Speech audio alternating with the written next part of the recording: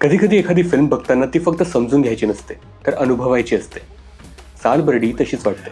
इस Marathi movie के ending ने तो मेरा दिमाग हिला दिया. आपल्या महाराष्ट्रामध्ये अशी घटना घडली असेल हे बघून माझं डोकंच हँग झालं. एकदम झिरो अपेक्षा ठेवून थिएटरला गेलो होतो आणि सरप्राईज झालो बाई पिक्चर बघून. जी गोष्ट मला जेन्युइनली खूप जास्त आवडली ती म्हणजे या मूवी मधले गाणे, स्पेशली जगदंबे. मोठ्या स्क्रीनवर कोरिओग्राफी, आवाज आणि कश्मीर महाजन यांना बघणं खूप भारी वाटलं. हा जबराट विषय सालबर्डी नावाच्या महाराष्ट्रामधल्या एका गावातला आहे हे बघून माझं डोकं तर हँग झालं. तुमचा पण थरका बुडल्याशिवाय राहणार नाही. सालबर्डी मूवी देख के आ रहा हूं और भाई साहब इस मूवी का सस्पेंस मैं लास्ट तक समझ नहीं पाया. एज अ मराठी ऑडियंस मुझे लगता है कि ऐसी अच्छी मूवीज को हमें सपोर्ट करना चाहिए, नहीं तो बाद में हम कंप्लेन करते हैं कि मराठी इंडस्ट्री में अच्छी मूवीज नहीं आती. और देख के अच्छा लगा कि किसी ने तो मराठी इंडस्ट्री में ऐसी बाप मूवी बनाई है. मी नुकताच सालबर्डी पिक्चर बघितला. एक टिपिकल मराठी थ्रिलर बघायला मिळेल असं वाटलं होतं, पण खरंच खूप चांगला आणि वेगळा एक्सपेरिमेंट केलाय. या मूवीचा थ्रिल थोडा स्लोली बिल्डअप होतो, पण तो आपल्याला पूर्ण पिक्चरभर एंगेज ठेवतो. पिक्चरची सिनेमॅटोग्राफी आणि बॅकग्राऊंड म्युझिक थिएटरमध्ये ऐकायला खरंच चांगलं वाटत होतं आणि याची एंडिंग तर अशी आहे ना की सगळेजण गेस करतीलच असं होणारच नाही. एंडिंगला आपण जे आरोपी इमॅजिन केलेले असतात त्यापेक्षा थोडे वेगळे आरोपी आपल्याला दिसतात आणि शेवटी एक वेगळा ट्विस्ट आपल्याला बघायला मिळतो.